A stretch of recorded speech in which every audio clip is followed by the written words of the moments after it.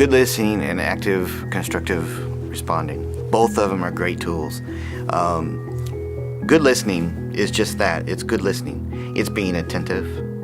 It's listening to what they're telling you and making them feel like you are listening to them. As a good listener, the troops will come to you. That will allow you the opportunity to provide an adequate response to them. You maybe think you know what they're thinking, but oftentimes you'll discover that you had no idea what they were thinking. Seriously take in the words that they're giving back to you. Don't sit there and be thinking about your grocery list.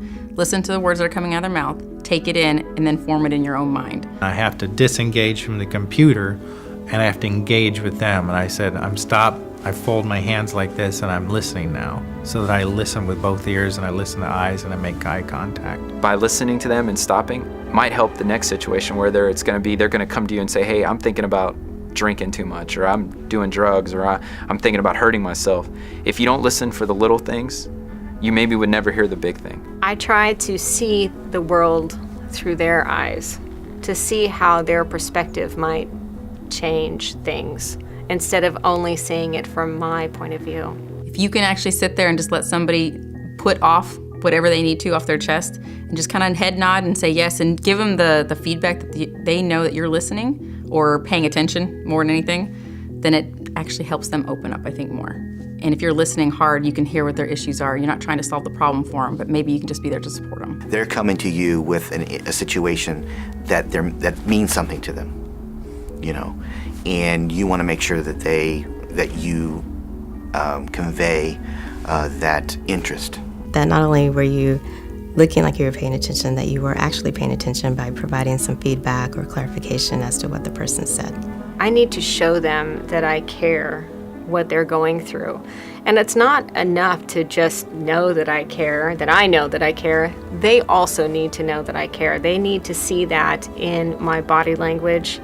They need to know that I actually hear what they're saying. Don't interrupt means that you are allowing the person to continue to talk until they make their point. A lot of times people feel like they have to respond and say something, but actually the person is just wanting you to listen. So don't interrupt. It may be difficult, but it's very important. Sometimes I fail to let whoever is speaking to me finish what they're saying.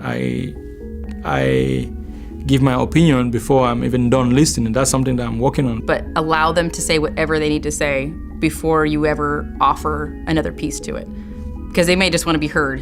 You should encourage the person to say more, just to make sure that they have said all that they need to say in order to sort out whatever issue they're going through, whether it's between you and that person or another issue. If you use closed off questions that are yes or no, then you're not getting anywhere in the conversation. But if you give them a little bit of what they're feeding you back, then you can expand on it. It just provides them the opportunity to make sure that they have said all that they needed to say and that there isn't anything that is missing.